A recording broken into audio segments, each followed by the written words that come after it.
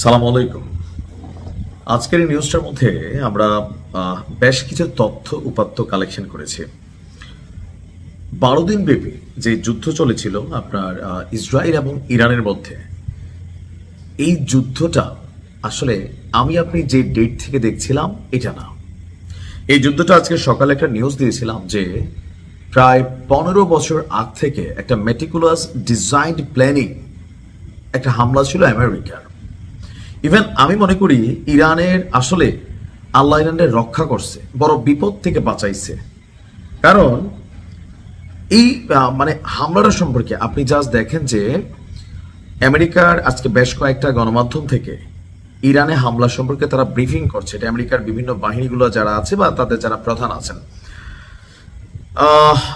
বলা হচ্ছে যে যেই বোমাগুলো বাংকার ব্লাস্টার বোমাগুলো বানানো হয়েছিল, এগুলো বানানোই হয়েছিল শুধুমাত্র ইরানের পরমাণু কর্মসূচিকে যে গভীর টানেলের নিচে আপনার চালানো হচ্ছে সেগুলোকে ধ্বংস করার জন্য। আপনি আশ্চর্য হবেন যে এই বোমাগুলোকে সাধারণভাবে তৈরি করা হয়নি।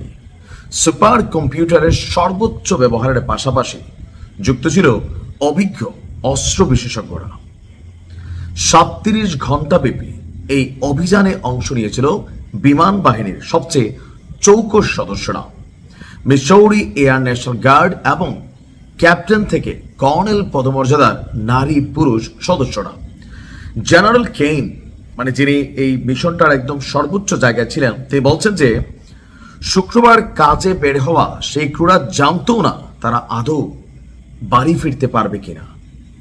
তাহলে আপনি বলছেন, আপনি দেখলাম যে 3টা পারমাণবিক স্থাপনায় আমেরিকার অভিযান চলছে, কিন্তু এই অভিযানটা আসলে কত ভয়ানক এবং বড় ধরনের ছিল শুধুমাত্র ইরানের দুর্বেদ্য যে বাংকার সিস্টেম, অথবা ইরানের যে পরিকল্পনা, অথবা ইরানের গোয়েন্দা তথ্যগুলোর মাধ্যমে ইরান আগে থেকে বা আশঙ্কা করছিল যে কিছু একটা ঘটবে, সেখান থেকে যে হামলা চালাইছে এটা স্পষ্ট যে টোটালি পারমাণবিক প্ল্যান্টগুলোকে তারা প্রথম থেকে টার্গেট করছে যে এগুলাকে ধ্বংসই করে দিবে। কিন্তু ফাইনালি হচ্ছে আলমিরা ক্ষতিগ্রস্ত হয়েছে, কিন্তু স্বর্ণ অক্ষত আছে। বলা হচ্ছে যে জেনারেল কেনের ভাষায় ইরান হামলার কয়েকদিন আগে ফোর্দো পারমাণবিক স্থাপনাকে পাহাড়ের আরো গভীরে স্থানান্তর চেষ্টা করে, মানে ইরান এখান থেকে মুভমেন্টে ট্রাই করেছিল। তবে মার্কিন গোয়েন্দারা আগে ভাগে তা জেনে প্রস্তুতি নিয়েছিল। এই হামলায় ব্যবহৃত হয়েছে 30,000 পাউন্ড ওজনের বাংকার ব্লাস্টার, আর এটি ছিল যুদ্ধক্ষেত্রে প্রথম ব্যবহার। এটা নির্মাণের পর ইতিহাসে প্রথমবার প্রয়োগ করা হয়েছে। এমনকি ভিডিও ফুটেজগুলোতে তারা দেখেছে যে কিভাবে বোমাগুলো বাংকারের ভেতরে প্রবেশ করে বিস্ফোরিত হয়েছে। প্রাথমিক বিশ্লেষণায় দেখা গিয়েছিল যে হামলায় ইরানের পারমাণবিক কর্মসূচির মূল উপাদান ধ্বংস হয়নি, বরং কয়েক মাসের জন্য পিছিয়ে পড়েছে। যদিও সিআইএরা দাবি করছে স্থাপনাগুলো ধ্বংস হয়েছে এবং পুনর্গঠনে কয়েক বছর লেগে যাবে।